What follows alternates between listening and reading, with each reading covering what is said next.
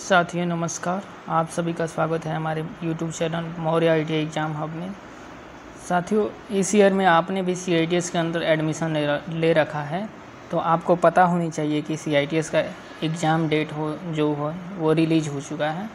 तो आपको प्रिपरेशन के लिए बहुत ही कम टाइम बचा है। तो देखिए, आज हम इस चैनल के माध्यम से आपको बताएंगे ट्रेनिंग मेथोडोलॉजी का तैयारी आप किस प्रकार कर पाइएगा। इसमें जो क्वेश्चन होने वाले हैं वो आपके एग्ज़ाम के लिए काफ़ी इम्पोर्टेंट्स होने वाले हैं, बहुत ही हेल्पफुल होने वाले हैं। तो चलिए देखते हैं, क्वेश्चन की तरफ बढ़ते हैं। तो देखिए यहाँ पे जो ये रियल एग्ज़ाम में जैसे देता है वैसे ही सेम है ये भी। यहाँ पे ट्रेनिंग मेथोडोलॉजी देखिए, इसमें जो मार्क्स होते हैं, एक क्वेश्चन के 2 मार्क्स होते हैं, जिसमें निगेटिव मार्किंग 0 होता है। क्वेश्चन नंबर 1 की तरफ बढ़ते हैं। इसमें कह रहा है what is the primary role of an instructor as a organizers. एक ऑर्गेनाइजर के रूप में अनुदेशक की प्राथमिक भूमिका क्या है। तो A1 कह रहा है कंडक्टिंग ट्रेनिंग प्रोग्राम्स, प्रशिक्षण कार्यक्रम आयोजित करना। A2 कह रहा है प्रोसीडिंग टूल्स, उपकरण खरीदना। A3 कह रहा है सुपरवाइजिंग ट्रेनिंग, प्रशिक्षुओं को देखरेख करना। A4 कह रहा है मेंटेनिंग डिसिप्लिन, अनुशासन बनाए रखना। तो इसका जो राइट आंसर होगा वो होगा A1 होगा। देखिए, इसका जो राइट आंसर होगा वो होगा A1, कंडक्टिंग ट्रेनिंग प्रोग्राम, प्रशिक्षण कार्यक्रम को आयोजित करना। ठीक है, नेक्स्ट क्वेश्चन की ओर बढ़ते हैं। नेक्स्ट क्वेश्चन कह रहा है, question number 2, in a general the terms refer to a person guiding physical skill accusing is. सामान्य तौर पर यह शब्द शारीरिक कौशल अधिग्रहण का मार्गदर्शन करने वाले व्यक्ति को संदर्भित करता है। A1 कह रहा है टीचर, A2 कह रहा है ट्रेनर प्रशिक्षक, A3 कह रहा है इंस्ट्रक्टर, A4 कह रहा है मेंटर मार्गदर्शन। तो इसका जो राइट आंसर होगा A2 ट्रेनर प्रशिक्षण। ठीक है, नेक्स्ट क्वेश्चन की ओर बढ़ते हैं। नेक्स्ट क्वेश्चन कह रहा है what is a key responsibility of a instructor towards trainees. प्रशिक्षुओं के प्रति अनुदेशक की मुख्य जिम्मेदारी क्या होती है। A1 कह रहा है उद्योगों से संपर्क, A2 कह रहा है प्रदर्शन का मूल्यांकन करना, A3 कह रहा है सामग्री खरीदना, A4 कह रहा है कार्यक्रम का आयोजित करना। तो क्वेश्चन नंबर जो 3 का राइट आंसर होगा वो होगा A2 इवैल्यूएशन, प्रदर्शन का मूल्यांकन करना। ठीक है, इसका जो राइट आंसर होगा A2 प्रदर्शन का मूल्यांकन करना। ठीक है, नेक्स्ट क्वेश्चन की ओर बढ़ते हैं। नेक्स्ट क्वेश्चन नंबर 4 कह रहा है where should an instructor's voice be cleared and audible. अनुदेशक की आवाज़ कहाँ स्पष्ट और श्रव्य होनी चाहिए। A1 कह रहा है वर्कशॉप में, A2 कह रहा है पुस्तकालय में, A3 कह रहा है कैफेटेरिया में, A4 कह रहा है कार्यालय में।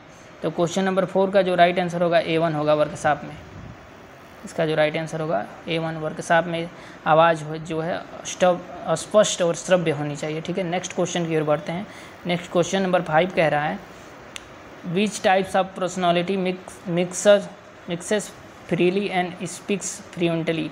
किस प्रकार का व्यक्तिगत स्वतंत्र रूप से घुल मिल जाता है और धारा प्रवाह बोलता है। इसका जो A1 कह रहा है अंतर्मुखी, A2 कह रहा है बहिर्मुखी, A3 कह रहा है उभयमुखी जो बहिर्मुखी और अंतर्मुखी हो, A4 कह रहा है आरक्षित।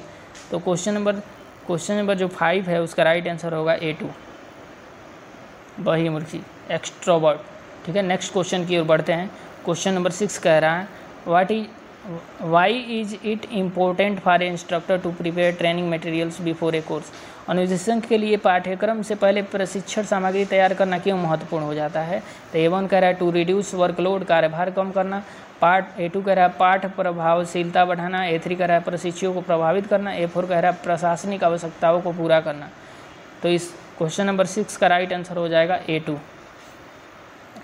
पाठ प्रभावशाली बढ़ाना। ठीक है, नेक्स्ट क्वेश्चन की ओर बढ़ते हैं। क्वेश्चन नंबर 7 कह रहा है which responsibility of an instructor involves updating knowledge about the latest technology. अनुदेशक की कौन सी जिम्मेदारी नवीनतम तकनीकी के बारे में ज्ञान को अद्यतन करना शामिल करती है। A1 कह रहा है टुवर्ड्स लर्नर्स शिक्षार्थियों को, A2 कह रहा है टुवर्ड्स इंडस्ट्रीज उद्योगों की ओर, A3 कह रहा है टुवर्ड्स एडमिनिस्ट्रेटिव प्रशासन की ओर, A4 कह रहा है समाज की ओर। तो क्वेश्चन नंबर 7 का जो राइट आंसर हो जाएगा वो होगा A2 उद्योग की ओर। ठीक है, नेक्स्ट क्वेश्चन की ओर बढ़ते हैं। क्वेश्चन नंबर 8 कह रहा है how does N instructor influence society and nation through training. अनुदेशक प्रशिक्षण के माध्यम से समाज और राष्ट्र को कैसे प्रभावित करता है? A1 कह रहा है समय की पाबंदी को बढ़ावा देकर, A2 कह रहा है केवल सैद्धांतिक अवधारणाओं को पढ़ाकर, A3 कह रहा है सामाजिक जिम्मेदारी विकसित करके, A4 कह रहा है व्यक्तिगत सफलता पर ध्यान केंद्रित करके।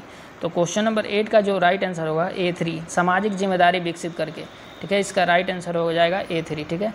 नेक्स्ट क्वेश्चन की ओर बढ़ते हैं। क्वेश्चन नंबर 9 कह रहा है what is the first step in effective teaching? प्रभावी शिक्षक में पहला कदम क्या है? A1 कह रहा है मोटिवेशन, A2 कह रहा है प्लानिंग, A3 कह रहा है इवेल्युएशन, A4 कह रहा है क्वेश्चनिंग। तो जो क्वेश्चन नंबर 9 है उसका राइट आंसर होगा A2 प्लानिंग। प्लानिंग सबसे ज़रूरी होती है, ठीक है। तो इसका राइट आंसर हो जाएगा A2, ठीक है। नेक्स्ट क्वेश्चन की ओर बढ़ते हैं। क्वेश्चन नंबर 10 कह रहा है विच elements involve creating a positive learning atmosphere? कौन सा तत्व सकारात्मक शिक्षण वातावरण बनाना शामिल करता है? A1 कह रहा है मीडिया, A2 कह रहा है नीड असेसमेंट्स, A3 कह रहा है मोटिवेशन, A4 कह रहा है फीडबैक। तो क्वेश्चन नंबर जो 10 है इसका राइट आंसर हो जाएगा A2 आवश्यकता का आकलन, ठीक है। नेक्स्ट क्वेश्चन की ओर चलते हैं। क्वेश्चन नंबर 11 कह रहा है what is the essential for acquiring skill? कौशल प्राप्त करने के लिए आवश्यक है? A1 कह रहा है attitude, A2 knowledge, A3 productivity, A4 कह रहा है मोटिवेशन। तो क्वेश्चन नंबर 11 का जो राइट आंसर हो जाएगा वो हो जाएगा A2 नॉलेज, ठीक है। नेक्स्ट क्वेश्चन की ओर बढ़ते हैं। क्वेश्चन नंबर 12 कह रहा है which defect is related to instructors unnecessary action while teaching? अनुदेशक के शिक्षक के दौरान आवश्यक क्रियाओं से कौन सा दोष संबंधित है? A1 कह रहा है अनुचित मूल्यांकन करना, A2 कह रहा है अपर्याप्त तैयारी, A3 कह रहा है व्यक्तिगत में दोष, A4 कह रहा है अनुचित प्रस्तुति। तो क्वेश्चन नंबर जो 12 है उसका राइट आंसर हो जाएगा A3 व्यक्तिगत में दोष, ठीक है। नेक्स्ट क्वेश्चन की ओर बढ़ते हैं। क्वेश्चन नंबर 13 कह रहा है why is motivational important effective teaching? प्रभावी शिक्षक में प्रेरणा क्यों महत्वपूर्ण है?